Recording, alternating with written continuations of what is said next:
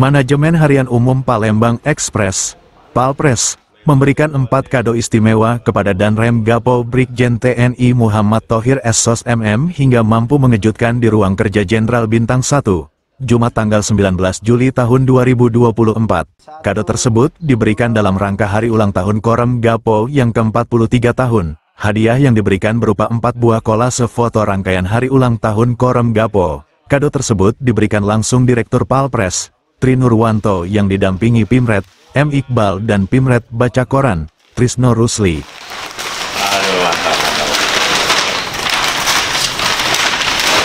Reporter Kurniawan, kameramen Al-Hadi Farid, Palpres.com. Tekan subscribe, nyalakan lonceng notifikasinya dan ikutin media sosial Palpres lainnya.